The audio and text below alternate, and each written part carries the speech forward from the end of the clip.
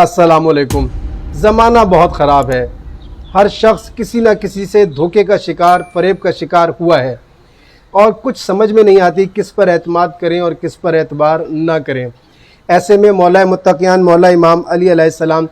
हमारी मुश्किल फिर से आसान कर देते हैं। आप फरमाते हैं नहजुल बलागा हिकमत 114 में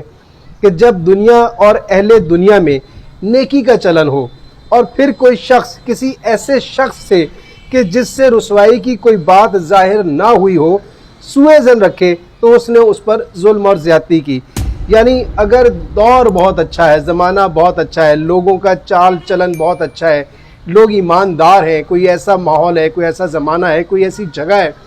और वहाँ पर कोई शख्स ऐसा हो कि जिसके बारे में कभी ऐसा ज़ाहिर ना हुआ हो कि उसने कोई बुराई की हो, वो मोमिन हो, वो ईमानदार हो और उसके बारे में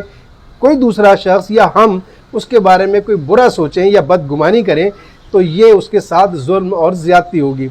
आगे मौला फरमाते हैं,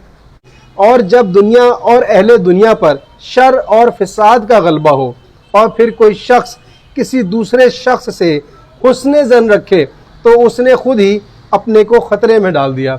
ये है आज का दौर जिसके बारे में मौला फरमा रहे हैं कि जब ऐसा दौर हो कि हर तरफ बेईमानी फैली हुई हो, शर हो, फिसाद हो, फितने हो, हर शख्स एक नफ्सा नफ्सी का आलम हो, हर शख्स दूसरे को धोखे दे रहा हो, उस दौर में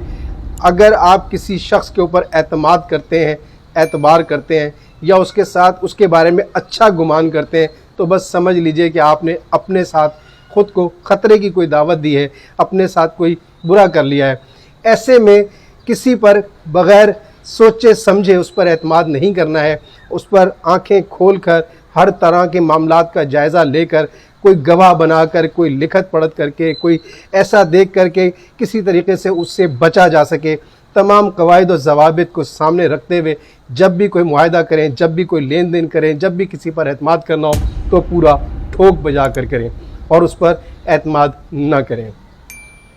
शुक्रिया।